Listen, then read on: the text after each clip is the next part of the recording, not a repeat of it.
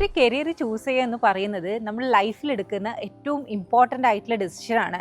പക്ഷേ plus two കഴിഞ്ഞിട്ടും degree കഴിഞ്ഞിട്ടും പല കുട്ടികൾക്കും ഇപ്പോഴും ഇനി എന്ത് ചെയ്യണം, ഏത് ഫീൽഡിലേക്ക് പോകണം, ആ ഫീൽഡിലെത്താൻ ഞാൻ ഏത് സ്കില്ലാണ് ഡെവലപ്പ് ചെയ്യേണ്ടത്, അങ്ങനെ പല കൈൻഡ് ഓഫ് കൺഫ്യൂഷനാണ്. നിങ്ങൾ ഏത് കരിയർ ചൂസ് ചെയ്യുന്നതിൻ്റെ മുൻപായി നിങ്ങളോട് തന്നെ ചോദിക്കേണ്ട 3 ക്വസ്റ്റ്യൻസ് ഞാൻ പറഞ്ഞുതരാം. First one is interest. നിങ്ങൾ ആദ്യം നിങ്ങളോട് ചോദിക്കേണ്ട ഒരു ക്വസ്റ്റ്യൻ എന്ന് വെച്ചാൽ, എനിക്ക് എന്ത് ചെയ്യുമ്പോഴാണ് ഇൻട്രസ്റ്റ് വരുന്നത്. മെജോറിറ്റി, അതായത് 99% കുട്ടികളും ഒരു കരിയർ ചൂസ് ചെയ്യുന്നത് അവർ ഫ്രണ്ട്സ് എന്താണോ ചൂസ് ചെയ്യുന്നത്, അതല്ല ഫാമിലി ഏതിലാണോ പ്രഷറൈസ് ചെയ്യുന്നത്, അതല്ലെങ്കിൽ കൂടുതൽ സാലറി ഏതിനാണ് കിട്ടുന്നത്, അതിന്റെ ബേസിസിലാണ്. പക്ഷേ ഒരു കരിയറോ അതല്ലൊരു ജോലിയോ ലോങ് ടേം ആയിട്ട് ചെയ്യണമെങ്കിൽ അതിന് നിങ്ങൾക്ക് ഇൻട്രസ്റ്റ് ഉണ്ടാവണം, അതുപോലെ തന്നെ പാഷൻ ഉണ്ടായിരിക്കണം. സോ നല്ല പാഷനും അതുപോലെ ഇൻട്രസ്റ്റ് ഉള്ള കരിയർ നിങ്ങൾ ചൂസ് ചെയ്യുകയാണെങ്കിൽ നിങ്ങൾക്ക് നല്ല രീതിയിൽ നിങ്ങളുടെ വർക്ക് എൻജോയ് ചെയ്യാനും പറ്റും. ആ ഒരു ഫീൽഡ് നിങ്ങൾക്ക് നല്ല എക്സ്പേർട്ട് ആയി മാറാം. Next one is relevance. നമ്മൾ ഏതൊരു കരിയർ ചൂസ് ചെയ്യുമ്പോഴും ആ കരിയർ ചൂസ് ചെയ്ത് കഴിഞ്ഞാൽ അതിന് ഫ്യൂച്ചറിന് ഗ്രോത്ത് ഉണ്ടോ, കൂടുതലായിട്ട് ഓപ്പർച്യൂണിറ്റി ഉണ്ടോ,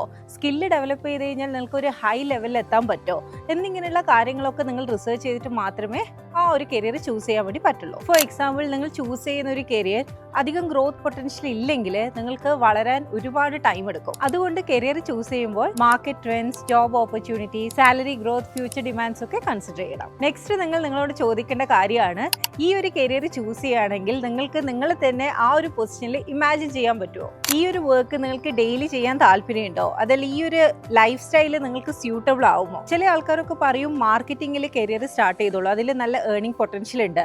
പക്ഷെ ആ കാൻഡിഡേറ്റിന് സംസാരിക്കാൻ ഇഷ്ടമല്ല, നെഗോഷിയേറ്റ് ചെയ്യാൻ ഇഷ്ടമല്ലെങ്കിൽ ഈ ഒരു ഫീൽഡ് ചൂസ് ചെയ്തുകൊണ്ട് കാര്യമില്ല. അതുപോലെ തന്നെ ഇപ്പം ഗ്രാഫിക് ഡിസൈനിങ് ആണ് നിങ്ങളൊരു കരിയറായിട്ട് ചൂസ് ചെയ്യണമെങ്കിൽ നല്ല രീതിയിലുള്ള ക്രിയേറ്റീവ് തിങ്കിങ്, പ്രോപ്പർ ആയിട്ടുള്ള ഫീഡ്ബാക്ക് ഒക്കെ ആക്സെപ്റ്റ് ചെയ്ത് അത് കറക്റ്റ് ചെയ്ത് കൊടുക്കുക, ഇങ്ങനെയൊക്കെയുള്ള സ്കിൽ ഉണ്ടെങ്കിൽ മാത്രമേ നിങ്ങൾക്ക് ഈ ഒരു കരിയറിൽ മുന്നോട്ട് പോകാൻ വേണ്ടി പറ്റുള്ളൂ. ഈ 3 ക്വസ്റ്റ്യൻ നിങ്ങളോട് തന്നെ ചോദിച്ചാൽ അതിന്റെ ആൻസർ പോസിറ്റീവ് ആണെങ്കിൽ പിന്നെ ഈ കരിയർ നിങ്ങൾക്ക് ഒരു ടെൻഷനും ഇല്ലാതെ ചൂസ് ചെയ്യാം. ഒരു റൈറ്റ് ഡെസിഷൻ എടുക്കലാണ് ഏറ്റവും ചാലഞ്ചിങ് ആയിട്ടുള്ള കാര്യം. സോ ഡെസിഷൻ എടുക്കുന്ന സമയത്ത് നല്ല രീതിയിൽ റിസർച്ച് ചെയ്യുക, അതുപോലെ തന്നെ ആ ഫീൽഡിൽ വർക്ക് ചെയ്യുന്ന ആൾക്കാരുമായിട്ട് സംസാരിച്ച് പറ്റുവാണെങ്കിൽ ആ ഫീൽഡിൽ നിങ്ങൾക്ക് ഒരു ഷോർട്ട് ടേം എക്സ്പീരിയൻസ് കൂടെ ഗെയിൻ ചെയ്യുകയാണെങ്കിൽ നിങ്ങൾക്ക് ഒരു ടെൻഷനും ഇല്ലാതെ ആ കരിയറിൽ ലൈഫ് മുന്നോട്ട് കൊണ്ടുപോകാവുന്നതാണ്. നിങ്ങൾക്ക് കരിയർ ചൂസ് ചെയ്യാൻ കൺഫ്യൂഷൻ ഉണ്ടെങ്കിൽ നിങ്ങൾ യാതൊരു മടിയും കാണിക്കാതെ ഈ ഒരു ഫീൽഡിൽ എക്സ്പീരിയൻസ് ഉള്ള കരിയർ കൗൺസിലേഴ്സിനെ കണക്ട് ചെയ്യുക. അവർ നിങ്ങൾക്ക് പ്രോപ്പർ ആയിട്ടുള്ള ഗൈഡൻസും കാര്യങ്ങളും തരും.